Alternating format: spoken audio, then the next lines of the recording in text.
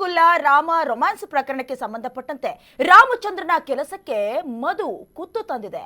ಕಾಮಲೀಲೆಯ ಅಧಿಕಾರಿ ಸಸ್ಪೆಂಡ್ ಮಾಡಿ ಆದೇಶವನ್ನ ಹೊರಡಿಸಲಾಗಿದೆ. ಡಿಸಿಆರ್ಇ ಇಲಾಖೆಯ ಡಿಜಿಪಿ ರಾವ್ ತಲೆದಂಡವಾಗಿದೆ. ಕುಲ್ಲಂ ರಾಮ ರೊಮ್ಯಾನ್ಸ್ ಪ್ರಕರಣದ ಸಂಬಂಧ ರಾಮಚಂದ್ರನ ಕೆಲಸಕ್ಕೆ ಕುತ್ತು ತಂದ ಮಧು, ಕಾಮಲೀಲೆ ಅಧಿಕಾರಿ ಸಸ್ಪೆಂಡ್ ಮಾಡಿ ಆದೇಶವನ್ನ ಹೊರಡಿಸಲಾಗಿದೆ.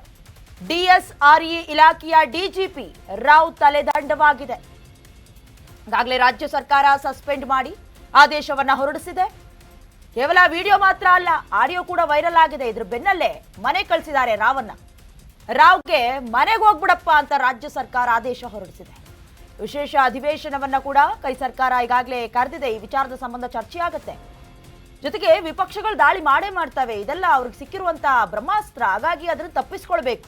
ಹಾಗಾಗಿ ತಕ್ಷಣವೇ ಸಸ್ಪೆಂಡ್ ಆದೇಶವನ್ನ ಹೊರಡಿಸಿರೋದು ರಾಜ್ಯ ಸರ್ಕಾರ. ಶಿಸ್ತಿಗೆ ಹೆಸರಾದಂತ ರಾಜ್ಯ ಪೊಲೀಸ್ ಇಲಾಖೆಯ ಮಾನ ಮರ್ಯಾದೆ ಗಲ್ಲಿಯಲ್ಲಿ ಹರಾಜಾಯ್ತು ಅಂತ ಹೇಳಿದ್ರು ಕೂಡ ತಪ್ಪಾಗೋದಿಲ್ಲ. ನಿನ್ನೆಯಂತೂ ಸೋಷಿಯಲ್ ಮೀಡಿಯಾದಲ್ಲಿ ಸಿಕ್ಕಾಪಟ್ಟೆ ಟ್ರೆಂಡಿಂಗ್ ಅಲ್ಲಿ ಓಡಿದಂತ ವಿಡಿಯೋ ಅನ್ನೋದಕ್ಕೆ ಮತ್ತೊಂದು ಸಾಕ್ಷಿ ಪುರಾವೆ ಉದಾಹರಣೆಗಳು ಬೇಕಾಗಿಲ್ಲ. ಆ ಹೆಣ್ಣನ್ನ ತಬ್ಕೊಂಡು ಚುಂಬಿಸ್ಕೊಂಡು ಅದೇನು ಆಫೀಸ ಅದೇನು ಅಧಿಕಾರಿನ ಎಲ್ಲವನ್ನ ಮರ್ತಿದ್ದಾರೆ. ಸುಮಾರು 8 ವರ್ಷದ ಹಳೆ ವಿಡಿಯೋ ಅಂತ ಅವ್ರಿಗವ್ರು ಸಮರ್ಥನೆ ಮಾಡ್ಕೊಂಡ್ರು ಕೂಡ ಈಗ 8 ವರ್ಷದ ಹಿಂದಿನ ಮಹಿಳೆಯನ್ನು ಹುಡ್ಕೊಂಡು ಬರೋದಕ್ಕೆ ಹೇಗೆ ಸಾಧ್ಯ? ಜೊತೆಗೆ ಅವ್ರು ಹೇಳ್ತಾ ಇರೋದು, ಆ ವಿಡಿಯೋ ನೋಡಿ ನನಗೆ ಶಾಕ್ ಆಗಿದೆ. ಅಂದ್ರೆ ರಾಮಚಂದ್ರ ರಾವ್ ಅವರು ಹೇಳ್ತಾ ಇರುವಂತ ಕೊಟ್ಟಂತ ಹೇಳಿಕೆ ವಿಡಿಯೋ ನೋಡಿ ನಂಗೆ ಶಾಕ್ ಆಗಿತ್ತು. 8 ವರ್ಷಗಳ ಹಿಂದೆ ಬೆಳಗಾವಿನಲ್ಲಿದ್ದೆ. ಸೊ ಇದು AI ಜನರೇಟರ್ ವಿಡಿಯೋ. ಹಾಗಾಗಿ ನನ್ನ ವಿರುದ್ಧವಾಗಿ ಷಡ್ಯಂತ್ರ ನಡೆದಿದೆ. ಹೇಳ್ಬೇಕಂತಂದ್ರೆ నేను ಸಸ್ಪೆಂಡ್ ಆಗೋದಕ್ಕೆ ಸ್ವಲ್ಪವೇ ದಿನಗಳಿತ್ತು. ಹಾಗಾಗಿ ಟಾರ್ಗೆಟ್ ಮಾಡಿದ್ದಾರೆ. ಇದ್ರ ವಿರುದ್ಧ ನಾನು ಕಾನೂನು ಕ್ರಮವನ್ನ ತೆಗೆದುಕೊಳ್ತೀನಿ, ತನಿಖೆ ಆಗಬೇಕು ಅಂತ. ಅದೇನೇ ಇರಲಿ, ಸೋಷಿಯಲ್ ಮೀಡಿಯಾದಲ್ಲಿ ಸಿಕ್ಕಾಪಟ್ಟೆ ವೈರಲ್ ಆಗ್ತಾ ಇರುವಂತ ಈ ವಿಡಿಯೋ ನೋಡಿ ಸರ್ಕಾರವೇ ಮುಖ ಮುಚ್ಕೊಳ್ಳುವಂತ ಸ್ಥಿತಿಗೆ ತಲುಪಿದೆ. ಅಧಿಕಾರದಲ್ಲಿರುವಂತವರು ಎಲ್ಲವೂ ಸಿಕ್ಕಿರತ್ತಲ್ಲ, ಏನೋ ಒಂದು ಬೇಕು ಅಂತ ಹಂಬಲಿಸ್ತಾ ಇರತ್ತೆ ಅನ್ಸುತ್ತೆ ಮನಸ್ಸು. ನೀವು ದೃಶ್ಯದಲ್ಲಿ ಗಮನಿಸ್ತಾ ಇದ್ರೆ ಅದು ಬ್ಲರ್ ಮಾಡಿಲ್ಲ ಅಂತ ಹೇಳಿದ್ರೆ ನೋಡೋದಕ್ಕೂ ಸಾಧ್ಯ ಇಲ್ಲ.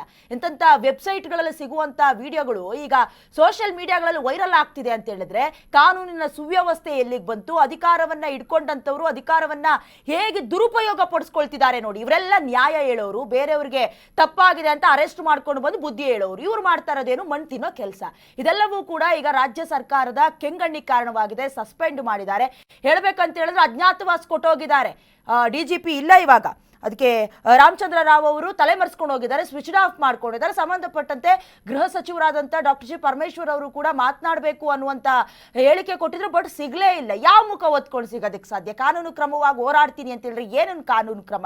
ಯಾಕಂತಂದ್ರೆ ಯೂನಿಫಾರ್ಮ್ ಹಾಕೊಂಡ್ರೆ ನೀಟಾಗಿ ಗೊತ್ತಾಗ್ತಾ ಇದೆ. ಜೊತೆಗೆ ಅವರು ಮೊದಲಿಂದಲೂ ಕೂಡ ಕಾರ್ಯ ಮಾಡ್ತಾ ಇದ್ರು ಅಥವಾ ಕೆಲಸ ಕಾರ್ಯಗಳಲ್ಲಿ ತೊಡಗಿದ್ರು. ಹಾಗಾಗಿ ನನ್ನ ಚೇಂಬರ್ಗೆ ಯಾರು ಬರೋದಿಲ್ಲ ಅನ್ನುವಂಥ ಧೈರ್ಯ ಇತ್ತ. ಯಾಕಂದ್ರೆ ಈ ಮಹಿಳೆ ಒಬ್ಬರೇ ಕಾಣಿಸ್ಕೊಂಡಿರೋದಲ್ಲ, ಮೂರು ಮಹಿಳೆಯರು ವಿಡಿಯೋದಲ್ಲಿ ಇದ್ದಾರೆ ಅನ್ನುವಂತ ಮಾಹಿತಿ ಕೂಡ ಲಭ್ಯ ಆಗ್ತಾ ಇದೆ. ಬಟ್ ಆ 3 ಮಹಿಳೆಯರು ಈಕೆಯೇ ಅಥವಾ ಬೇರೆ ಬೇರೆ ಹೆಣ್ಣು ಮಕ್ಕಳ ಅನ್ನುವಂತ ಪ್ರಶ್ನೆಗಳು, ಕೆಲವೊಂದಷ್ಟು ಅನುಮಾನಗಳಿದೆ. ಆದ್ರೆ ಇದೇನಾದ್ರೂ ಹನಿ ಟ್ರ್ಯಾಪ್ ಆಗಿತ್ತಾ? ಹನಿ ಟ್ರ್ಯಾಪ್ ಆಗೋದಕ್ಕೆ ಸಾಧ್ಯ ಇಲ್ಲ. ಯಾಕಂತ ಹೇಳಿದ್ರೆ ಅವರು ಕೂಡ ಮಾತನಾಡಿರುವಂತ ಆಡಿಯೋಗಳು ಲೀಕ್ ಆಗ್ತಾ ಇದೆ, ಸಿಕ್ಕಾಪಟ್ಟೆ ವೈರಲ್ ಆಗ್ತಾ ಇದೆ. ಅದನ್ನ ಕೇಳಿಸ್ಕೊಳ್ಳೋದಕ್ಕೆ ಸಾಧ್ಯನೇ ಇಲ್ಲ. ನೀವು ಗಮನಿಸ್ತಾ ಇದ್ದೀರಾ, ಒಬ್ರು ಅಧಿಕಾರಿ ಎಲ್ಲವನ್ನ ಅಧಿಕಾರದಲ್ಲಿ ಇದ್ಕೊಂಡು ಯಾವ ರೀತಿ ಕರ್ತವ್ಯವನ್ನ ನಿರ್ವಹಿಸಬೇಕೆಲ್ಲ ಬಿಟ್ಟು ಎಲ್ಲವನ್ನ ಮರೆತು ಮಹಿಳೆಯ ಸೀರೆ ಸೆರಗಿಗೆ ಕೈ ಹಾಕ್ತಾರೆ ಅಂತ ಹೇಳಿದ್ರೆ ಆ ಜವಾಬ್ದಾರಿಯುತ ಸ್ಥಾನದಲ್ಲಿರುವಂತಹ ಯಾವೊಬ್ಬ ಅಧಿಕಾರಿಯೂ ಮಾಡದೇ ಇರುವಂತ ಕೆಲಸವನ್ನ ಇವತ್ತು ಮಾಡಿದ್ದಾರೆ.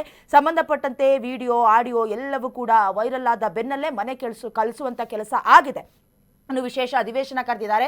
ಕೈ ನಾಯಕರು ಚರ್ಚೆ ಮಾಡ್ತಾರೆ. ಪ್ರತಿಪಕ್ಷಗಳಿಗೆ ಇದು ತೀವ್ರವಾದಂತಹ ಅಸ್ತ್ರ. ಹಾಗಾಗಿ ಇದನ್ನ ಇಟ್ಕೊಂಡು ಮತ್ತೆ ಚರ್ಚೆಗೇನಾದ್ರೂ ಅಥವಾ ಸರ್ಕಾರ ಏನ್ ಮಾಡ್ತಾ ಇದೆ ಅಂತ ಪ್ರಶ್ನೆ ಕೇಳೋದಕ್ಕಿಂತ ಮುಂಚೆ ಆದೇಶವನ್ನ ಹೊರಡಿಸಿರೋದು. ಇನ್ನು ಸಿಎಂ ಸಿದ್ದರಾಮಯ್ಯ ಅವರು ಕೂಡ ಗರಂ ಆಗಿದ್ರು ಈ ವಿಚಾರಕ್ಕೆ ಸಂಬಂಧಪಟ್ಟಂತೆ. ವಿಡಿಯೋ ತೋರಿಸಿದ ನಂತರದಲ್ಲಿ ಇದೇನು ಜವಾಬ್ದಾರಿಯುತ ಅಥವಾ ಉನ್ನತ ಸ್ಥಾನದಲ್ಲಿ ಇಟ್ಕೊಂಡು ಮಾಡುವಂತ ಕೆಲಸನ ಅಂತ ಪ್ರಶ್ನೆ ಮಾಡಿದ್ರು. ಕಚೇರಿಯಲ್ಲಿ ಎಂತದಿದ್ದು ಯೂನಿಫಾರ್ಮ್ ಅಲ್ಲಿ ಹಾಕೊಂಡು ಈ ರೀತಿ ಮಾಡ್ತಾರಾ ಅನ್ನೋದಾಗಿ ಗರಂ ಆಗಿದ್ರು. ನಾಚಿಕೆ ಆಗಬೇಕು. ಹೇಳ್ಬೇಕಂತಿದ್ರೆ ಇವರ ಪುತ್ರಿ ರನ್ಯಾ ರಾವ್ ಅವರು ಕೂಡ ಅಕ್ರಮ ಗೋಲ್ಡ್ ಸ್ಮಗ್ಲಿಂಗ್ ಕೇಸ್ನಲ್ಲೂ ಕೂಡ ಈಗ ಜೈಲಿನಲ್ಲಿ ಮುದ್ದೆ ಮುರಿತಾ ಇದ್ದಾರೆ. ಅವ್ರ ಜೊತೆಗೆ ಇನ್ನೊಂದು ಸ್ಥಾನ ಕೂಡ ಭದ್ರ ಮಾಡಬೇಕು. ಯಾಕೆ ಅಂತ ಹೇಳಿದ್ರೆ ಇಂಥವ್ರ ವಿರುದ್ಧವಾಗಿ ಕಾನೂನಿನ ಸಮರವನ್ನ ಮಾಡಿದ್ರೆ ಮಾತ್ರ ಬೇರೊಬ್ಬ ಅಧಿಕಾರಿ ಕೂಡ ಎಚ್ಚೆತ್ತುಕೊಳ್ಳೋದಕ್ಕೆ ಸಾಧ್ಯ.